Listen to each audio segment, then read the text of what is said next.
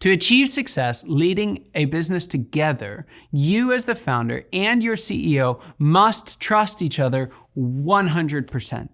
The Cold War gave rise to the phrase mutually assured destruction to define the military and socio-economic policies used by nuclear world powers, and it goes like this: if you shoot a nuke, I'll shoot a nuke, and we all die.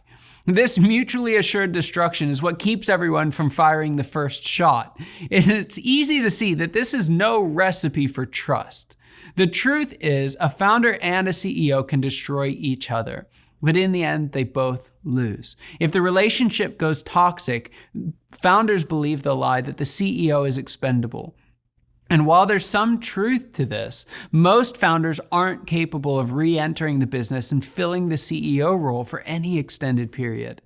When problems spring up in the relationship, it's easy for the CEO to believe the founder needs them, and without them, this whole thing is going to fall apart. Again, while there's some truth to this, I know very few founders who are willing to be bullied by anyone, including the CEO that they hired.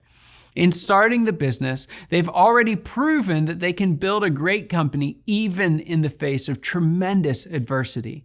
Now, the first step then to building trust is to recognize both the founder and the CEO are interdependent. They need each other. Their best option is to work together. This mutual dependency will help keep everybody's heads in check.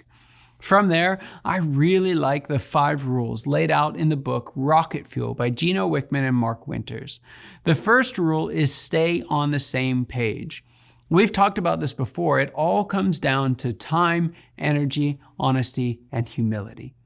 The second rule is no end runs. You, as the founder, cannot work around your CEO or let anyone else get around him or her to get to you. The third rule is that the integrator, or the CEO for our purposes, is the tiebreaker.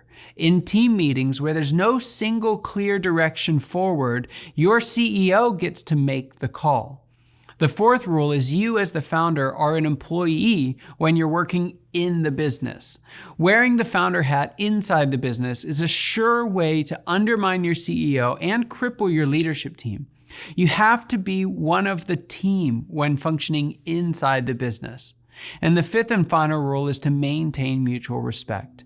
You have to recognize your own weaknesses and each other's strengths. The CEO needs to recognize the founder's sacrificing and their accomplishments. The founder needs to recognize the CEO's capacity to lead people and the processes necessary to build a greater enterprise.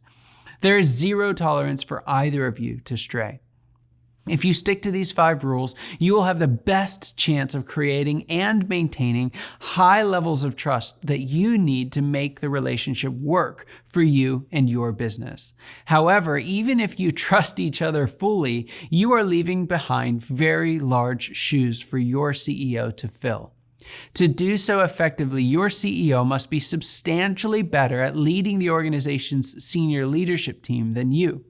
In the next video, I'll show you why this seemingly obvious principle is so often overlooked and what you can do to fix it.